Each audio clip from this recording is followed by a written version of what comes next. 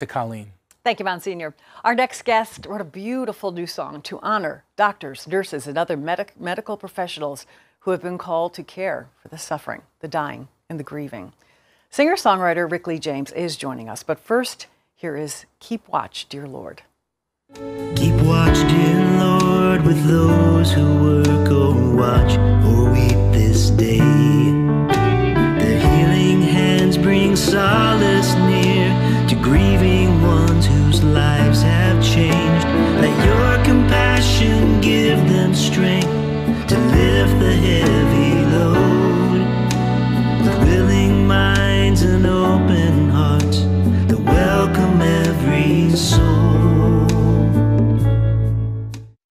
That is Keep Watch, Dear Lord. Just a little bit of it. You have to go listen to the whole song. Rick Lee James joining us now from Springfield, Ohio. Rick, welcome.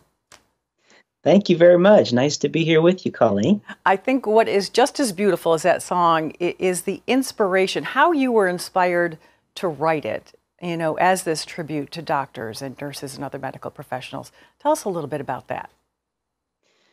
Well, I have been working as a hospital chaplain for the better part of 2 years, I guess now. It was a surprise to me that God had called me into this work after mostly doing music for the better part of 20 years in music ministry. And while I was during on-call hours, I guess would probably be where this song was birthed, I just started thinking about the Compline prayer, which is a prayer that's often prayed at the end of the day, completion. And those words start that prayer, keep watch, dear Lord, or those who work or watch or weep this night. And I just was thinking about all of the amazing work that I saw medical professionals doing, that I saw my fellow chaplains doing, that people don't really know all that goes on when people are caregivers to other people. And so I just sat down and started writing something based on that prayer. And I was just so grateful and kind of overwhelmed by the work that I saw day after day. And that really is where the song was birthed out of. It was inspired from that Compline prayer and became a song that was not only about praying through the night, but then praying in the day and then praying through life. So, yeah, I just am so grateful for how it turned out and so grateful for so many wonderful people that have been listening to it and sharing it. Oh, that's so nice because it is a song, but I feel like when you're listening to it, it is this peaceful prayer that you are saying with your music. Let their hands soothe the suffering and bring the weary rest, you know, and at the end, now I know it is for medical professionals, but at the end I felt like you're including all of us in this prayer when you say, you know, through life. Is that, you know, keep watch with those who work or watch or weep in life? Is, you know, I felt like, okay, that's for all of us. Yeah. Definitely, and I did want it to have kind of a universal feel, especially for those of us who are looking for Jesus in the people in front of us. You know, when we talk about a ministry of presence, which it was wonderful to hear about already on your show this morning. One of your guests said the ministry of presence, and that's so much of what we do when we are with people, and we are trying to see the Jesus behind the eyes of every person that we meet, and hopefully also in that last verse, finding ways to give a voice and to listen to voices that are not often listened to. Mm-hmm. And so, yeah, thank you for your kind words. I really appreciate you sharing about that, because I do want it to be a song that everyone can connect to for sure. And as you just talked about a little bit, you know, there is another song, obviously also inspired by this relatively new work that you're doing as a chaplain. As I walk these halls, and you talk about seeing the face of God in sick and suffering.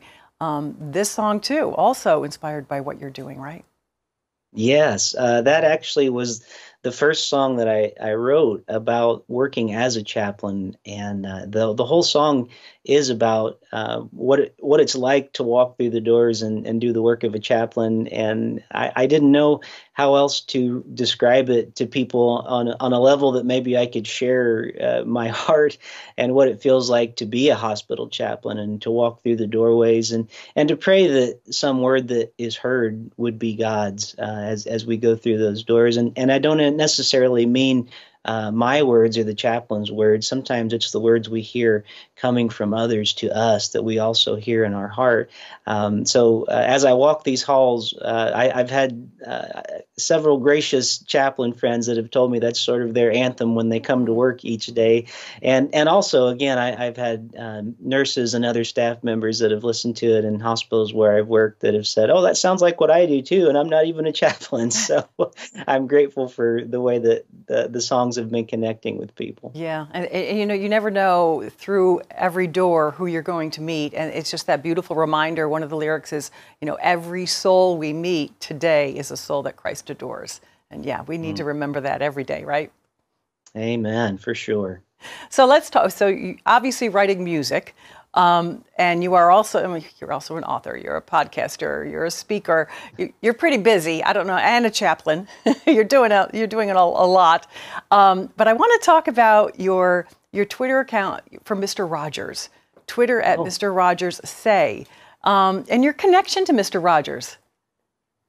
Yeah, you know what? It's been amazing to see the way that has grown, and I have actually there's many more people that follow that account than any other thing that I do. And Fred Rogers was just a person that I found to be very inspiring. I had read his book by Amy Hollingsworth, The Simple Faith of Mr. Rogers, a few years ago, and was just struck at the discipline that he had as a person. That he didn't get to be that kind of person by accident. He really cultivated a life of following Christ in such a way that he became, as by all accounts, even more Mr. Rogers off the screen than he was on. Yeah. So I started the Twitter account a few years ago, really just to put up quotes from Fred Rogers, and it just grew and grew and grew. And there's something about the kindness of the man, and again, this ministry of presence that he had in so many people's lives. So usually just once a day, I will share a quote from Fred Rogers online that I find inspiring, and apparently it connects with a lot of other people